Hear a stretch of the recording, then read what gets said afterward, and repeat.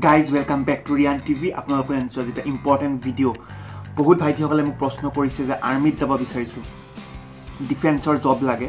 কিন্তু ডিফেন্সৰ জবৰ কাৰণে যোনটো ফিজিকেল এটা মেজাৰমেণ্ট থাকে, চেষ্টৰ হওক, হাইটৰ হওক বা অথবা যোনটো আপুনি দৌৰিব লাগে, তাত তেনেকুৱা ধৰণৰ কাৰণে কেনেকুৱা ধৰণৰ প্ৰিপেৰেশ্যন কৰিব লাগে। চ' এইটো বহুত ভাল প্ৰশ্ন, কাৰণ কি হয় আজিকালি জানে চাকৰি পাবলৈ অতিশয় কষ্ট, গভৰ্ণমেণ্টৰ চাকৰি পোৱাটো আৰু বহুতেই মুস্কিল হৈ পৰিছে। চ' তেনেকুৱা সময়ত কি লাগে আমাক, এনেকুৱা জব লাগে যোনটোত কোনো ধৰণৰ লেনদেন নহয়, যোনটোত নিজৰ ক্ষমতাৰ বলত পোৱা যায়। আৰু আৰ্মি জবটো হৈছে কিমান এটা ভাল জব, আৰু আৰ্মিৰ বিষয়ে কেনেকৈ আপুনি তাৰ কাৰণে প্ৰিপেৰেশ্যন কৰিব লাগে জিমৰ বাবে, সেইকাৰণে এই ভিডিঅ'টোত মই ডিছকাছ কৰিম ৱৰ্কআউট আৰু ডায়েটৰ বিষয়ে মই ডিছকাছ কৰিম নেক্সট ভিডিঅ'টোত। চ' চাই থাকক ভিডিঅ'টো শেষলৈকে। নতুন ভিউৱাৰ্ছ নেকি? তেতিয়াহ'লে ছাবস্ক্ৰাইব কৰক, ৰঙা যোনটো বটন আছে সেইটোত জোৰত এটা ঘুচা মাৰি দিয়ক, ছাবস্ক্ৰাইব হৈ যাব আৰু ভিডিঅ'টো লাইক এটা মাৰি দিয়ক, কাৰণ মই তেতিয়া সাহস পাম ভাল ভাল ভিডিঅ' লৈ আহিম। আৰু শ্বেয়াৰ কৰক বন্ধুসকলক, কোনোবা যদি ভাবিছে প্ৰিপেৰেশ্যন কৰিছে আৰ্মি বা ডিফেন্সত যাবৰ কাৰণে, কামত আহিব মই ভাবিছোঁ। হয়, আৰ্মিৰ কাৰণে প্ৰথমটো ইম্পৰ্টেণ্ট আমি ডিছকাছ কৰিব লাগিব তেখেতৰ ফিজিকেল ষ্ট্ৰাকচাৰটো কেনেকুৱা। এতিয়া মই ধৰি লৈছোঁ তেওঁ এজন ক্ষীণ ব্যক্তি, এই ফটোখন চাওক, তেনেকুৱাজনৰ ব্যক্তিৰ বিষয়ে মই ভাবি চিন্তা কৰি এখন ৱৰ্কআউট মই স্কেডিউলটো প্ৰিপেয়াৰ কৰিছোঁ। তেখেতে জিমত যাব, তেওঁলোকে মেইন ফ'কাছ কৰিব লাগিব চেষ্টত আৰু বেক মাচলত। চেষ্ট আৰু বেক মাচলত কিয়? কাৰণ এটা যোনটো মেজাৰমেণ্ট লোৱা হয়, সেইটো চেষ্টৰ মেজাৰমেণ্ট লোৱা হয়, সেইটো ৰিলেক্স পজিশ্যনটো লয় আৰু পাম্প পজিশ্যনটো লয়। সেই দুইটা পজিশ্যনত তেওঁলোকে ৰিলেক্স আৰু পাম্প পজিশ্যনত যেতিয়া তেওঁলোকে মেজাৰমেণ্টটো দিব, তেতিয়া এটা কিবা 5 চেণ্টিমিটাৰ নে কিমানটা, মই এইটো একজেক্টলি নাজানো, সেইটো ফুলিব লাগিব মানে।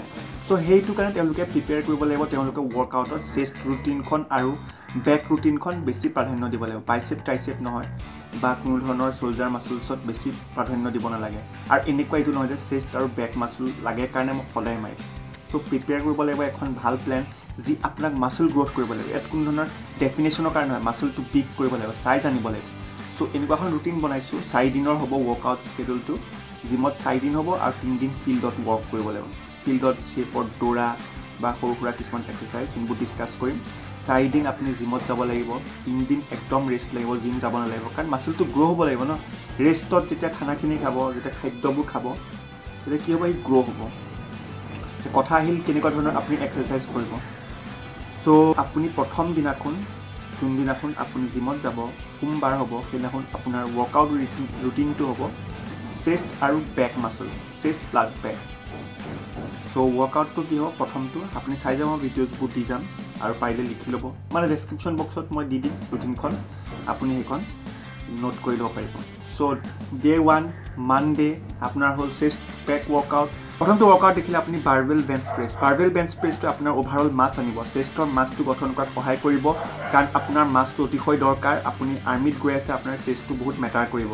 3টা ছেট লগাব, চবকেইটা এক্সাৰচাইজ 3টা ছেট লগাম আৰু ৰেপিটেশ্যন থাকিব 10টা বা 12টা বা 15টা মেক্সিমাম। আৰু ৱেইট তেনেকুৱা অনুপজাৰী লগাই ল'ম, এনেকুৱা কমো নলগাওঁ বেছিও নলগাওঁ, ফৰ্মটোৰ ওপৰত মেটাৰ কৰিব। তাৰপিছত আহিলে ফ্লাই, ডাম্বেল ফ্লাই ফ্লেট বেঞ্চত 3টা ছেট থাকিল। ফ্লাইয়ে কি কৰিব, আপোনাৰ ৱাইড কৰিব চেষ্টটো।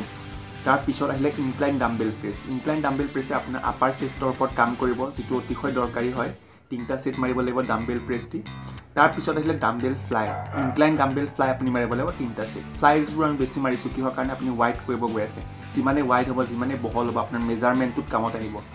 তাৰপিছত আহি গ'ল আপোনাৰ কি, এইটো বহুতেই ইম্পৰ্টেণ্ট, ডিপছ যোনটো কোৱা হয় ডিপছ। এইটো আপোনাৰ বিশেষকৈ ট্ৰাইচেপৰ কাৰণেও মাৰা হয় আৰু চেষ্টৰ কাৰণে মাৰে। চেষ্টৰ কাৰণে মাৰিবলৈ হ'লে অলপ লীন হ'ব লাগিব, অলপ বেকা হৈ ল'ব লাগিব। কিহৰ কাৰণে, তেতিয়া আপোনাৰ লোৱাৰ চেষ্টত এক্টিভেট হ'ব। 3টা ছেট মাৰিব বা 2টা ছেট মাৰিব, যিমানকেইটা যায় আপোনাৰ, ইয়াত কোনো ধৰণৰ ৰেপিটেশ্যনৰ কথা নাহে।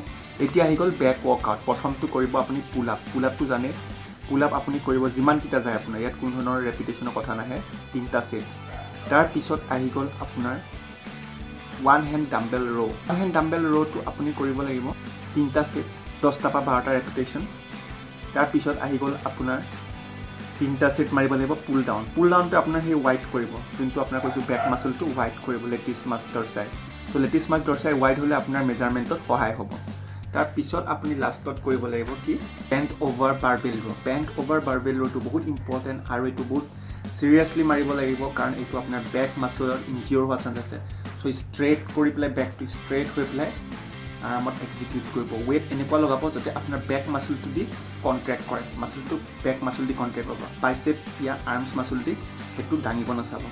চ' সেইটো কৰিলে 3টা ছেট 10টা 12টা ৰেপিটেশ্যন খতম আপোনাৰ চেষ্ট বেক ৱৰ্কআউট খতম আজিৰ বাবে সো কি হ'ল সোমবাৰ গ'ল মঙ্গলবাৰ থাকিব অফ দিনাখন থাকিব আপোনাৰ ৰানিং ৱৰ্কআউট ফিল্ডত আপুনি কৰিব তাৰপিছত আহিলে ৱেডনেছডে আহিলে শোল্ডাৰ বাইচেপ ট্ৰাইচেপ তো শোল্ডাৰ বাইচেপ ট্ৰাইচেপটোত আপোনাৰ কি থাকিব ফাৰ্ষ্ট এক্সাৰচাইজটো হ'ব আপোনাৰ বাৰবেল মিলিটাৰী প্ৰেছ ইয়া বাৰবেল প্ৰেছ এইটো হৈছে কি এইটো আপুনি বহি ল'ব পাৰে বা থিয় ল'ব পাৰে এইটো আপোনাৰ কথা বহি ল'লে কি হয় আপোনাৰ বেক মাসলটো অলপ কষ্ট কম পায় সো আপোনাৰ ইনজিউৰ হোৱাৰ চান্সটো কম থাকে কিন্তু এফেক্ট একেই হ'ব সো আপুনি বহি পেলাই লওক বাৰবেল আপুনি কৰক প্ৰেছ 3টা সেট 10টা বা 12টা ৰেপিটেশ্যন তাৰ পিছত আহিলে আপোনাৰ সাইড লেটাৰেল ফ্লাইটো আপোনাৰ কি কৰিব যোনটো সাইড ডেল্টয়েড মানে সাইড যোনটো আপোনাৰ শোল্ডাৰ মাসল আপুনি জানে শোল্ডাৰ মাসল 3টা ভাগত বিভক্ত ভিডিওজ মই বনাই মোৰ শোল্ডাৰ বা আপুনি বাইচেপ ট্ৰাইচেপৰ ভিডিওজবোৰ আপুনি চাই ল'ব পাৰে এক্সট্ৰাকে মই লিংকবোৰ দি যাম ইয়াত তাৰ পিছত আহিলে আপোনাৰ বাৰবেল কাৰ্লটো আপুনি জানে যে বাইচেপ মাসলটো বহুত ইম্পৰ্টেন্ট বাইচেপ মাসলটো ইম্পৰ্টেন্ট হ'ল যদিও আমি বাইচেপ আৰু ট্ৰাইচেপত ইমান ফোকাস নকৰোঁ আমাৰ মেইন ফোকাসটো হ'ল চেষ্ট আৰু back muscle so bicep barbell curl 3টা সেট কৰিলোঁ বাৰবেল কৰাৰ কাৰ্ল পিছত কনচেন্ট্ৰেশ্যন কাৰ্ল 3টা সেট কৰিলোঁ তাৰ পিছত কি হ'ল ট্ৰাইচেপত আহিলে লাইং যোনটো ট্ৰাইচেপ এক্সটেনশ্যনটো কৰিম 3টা সেট তাৰ পিছত আহিলে আপোনাৰ পুশ ডাউন যোনটো কেবলত পুশ ডাউন কৰে সেইটো কৰিম 3টা সেট সকলোকিটা 12টা বা 15টা ৰেপিটেশ্যনৰ ভিতৰত থাকিব তাৰ পিছত আহিলে আপোনাৰ বৃহস্পতিবাৰ যোনত আপুনি ফিল্ডত যাব ৰানিং ৱৰ্কআউট কৰিব ঠিক আছে তেনাখন আপোনাৰ জিমৰ কোনো কাম নাই তাৰ পিছদিনাখন আহিলে আপোনাৰ ফ্ৰাইডে আকৌ বেক মাসল আৰু চেষ্ট মাসলৰ যোনখন সোমবাৰে কৰিছিলোঁ সেইখন আপুনি ৰিপিট ৱৰ্কআউট কৰিব জিমত আৰু তাৰ পিছত আহি গ'ল শনিবাৰে আপোনাৰ হ'ব লেগ ৱৰ্কআউট আৰু লেগ ৱৰ্কআউটৰ পিছবেলা হওক বা লেগ ৱৰ্কআউটৰ আগবেলা হওক আপুনি কি কৰিব এনেও ৰানিং কৰি ল'ব সপ্তাহত 3 দিন ৰানিং হৈ গ'ল আপোনাৰ সো লেগ ৱৰ্কআউটৰ ওপৰত ডিসকাস কৰিম প্ৰথমটো ৱৰ্কআউট হ'ব আপোনাৰ স্কোৱাটটো জানে কিমানে ইম্পৰ্টেন্ট স্কোৱাটে ওভাৰঅল বডি আপোনাৰ ষ্ট্ৰেংথ আনিব মাসল গ্ৰো কৰিব স্কোৱাট মাৰিলে 3 সেট 8টা বা 10টা ৰেপিটেশ্যন তাৰ পিছত আহিলে লেগ প্ৰেছটো বহুত ইম্পৰ্টেন্ট কোৱাডছ মাসল ডেভেলপ কৰিবৰ কাৰণে লেগ প্ৰেছ কৰিলে 3টা সেট ইয়াত অলপ ৰেপিটেশ্যন হাই কৰিব 20 15 এনেকুৱা ভিতৰত ৰাখিব তাৰ পিছত আহিলে আপোনাৰ লেগ এক্সটেনশ্যন এইটো কৰিব 3টা সেট 15টা ৰেপিটেশ্যন লেগ কাৰ্ল মেচিন যদি আপোনাৰ তাত আছে তেতিয়া এইটো কৰক লাইং লেগ কাৰ্ল 3টা সেট 15টা ৰেপিটেশ্যন কাফ প্ৰেছটো বহুত ইম্পৰ্টেন্ট ডাম্বেল লৈ কাফ প্ৰেছ কৰিব ষ্টেণ্ডিং আৰু সিটিং বহি পেলাও আপুনি তেনেকৈ কাফ প্ৰেছ কৰিব 3টা সেট 15টা বা 20টা ৰেপিটেশ্যনৰ ভিতৰত আপোনাৰ লেগ ৱৰ্কআউট খতম ৰানিংটো কি কৰিব আপুনি যোন 3 দিন আপোনাক ৰানিং কৰিব দিলো ৰানিংত আপুনি মন কৰিব লগা কথাটো হ'ল কি আপুনি প্ৰথমতে গোটেই ফিল্ডখন দৌৰি ফুৰিব নালাগে আপুনি প্ৰথমতে ৱাৰ্ম আপ কৰি ল'ব এসপ্তাহ 2 সপ্তাহ লাহে লাহে দৌৰিব চাব স্পীডটো লাহে লাহে বঢ়াব চাব এদিনতে ভুকুতে কল নপকে বুলি এষাৰ কথা আছে সেইটো ওপৰত আপুনি গুৰুত্ব দিব সো লাহে লাহে আপুনি 3 মাহ সময় ল'ব এইটো যোনখন প্ৰিপাৰেশ্যন দিলো মই ওভাৰঅল ৱৰ্কআউট 3 মাহ সময় দিব আপোনাৰ যেতিয়া গম পাইছে যে ডেট ইমান তাৰিখ হ'ব 3 মাহ আগত এখন আপুনি ফলো কৰক ভাল ৰিজাল্ট পাব আপুনি ফিল্ডত যাব আপুনি টাইমটো মেটাৰ কৰিব এটা ঘড়ী ল'ব ষ্টপ ৱাচ থকা টাইমটো আপুনি চাই যাব যে আজি মই ইয়াতে কিমান মিনিমাম আপুনি 1 কিলোমিটাৰ 2 কিলোমিটাৰ এটা নোট কৰি ল'ব ফিল্ডখনত আজি মই 1 কিলোমিটাৰ দৌৰিম আজি চাওঁ মই কিমান টাইমত মই পাৰিছোঁ নেক্সট ৱৰ্কআউটটো যোনদিনাখন হ'ব তেনেখন আকৌ চাব যে আজি মই 10 সেকেন্ডত কমপ্লিট কৰিছিলোঁ আজি মই 8 সেকেন্ডত কমপ্লিট কৰিব পাৰোঁ নেকি ঠিক তেনেদৰে হেতু ওপৰত ফোকাস কৰিব ইনে ঘূৰি ফুৰি বহুতক দেখো দৌৰি ফুৰে ফিল্ডখনত দৌৰি ফুৰে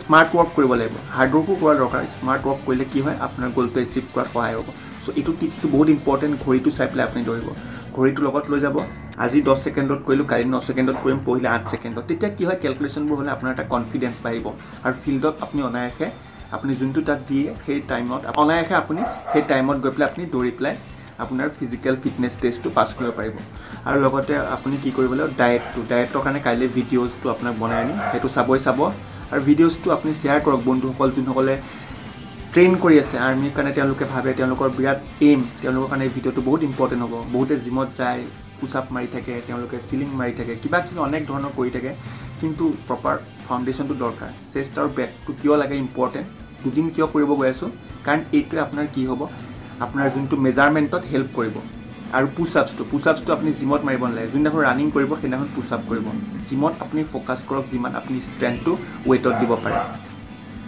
এইটোৱে থাকিলে মোৰ আপোনালোকৰ কাৰণে ভাল হৈছে নে নাই আপুনি কমেন্ট বক্সত কমেন্ট কৰি জনাব তেতিয়া মই কি হয় ভাল ভিডিও আপোনালোকৰ কাৰণে লৈ আহিম আৰু এই ভিডিওটো লাইক কৰক আৰু সাবস্ক্ৰাইব কৰক মোৰ ফেসবুক পেজ ৰিয়ান টিভিটো আজি লাইক কৰি দিয়ক আৰু ইনষ্টাগ্ৰামতো ফলো কৰিব পাৰে তাতো মই ভাল ধৰণৰ কিছুমান ফিটনেস ৰিলেটেড টপিক ডিসকাস কৰোঁ সেইটোৰ নাম হৈছে ৰিয়ান টিভি আৰু চাই থাকিবলৈ নাপাহৰিব ৰিয়ান টিভি আপোনালোকৰ প্ৰিয় চেনেল মই উভতি আহি নতুন ভিডিঅ' লৈ পেলাই সজাগ অসম সজাগ ফিটনেছ জয় অসম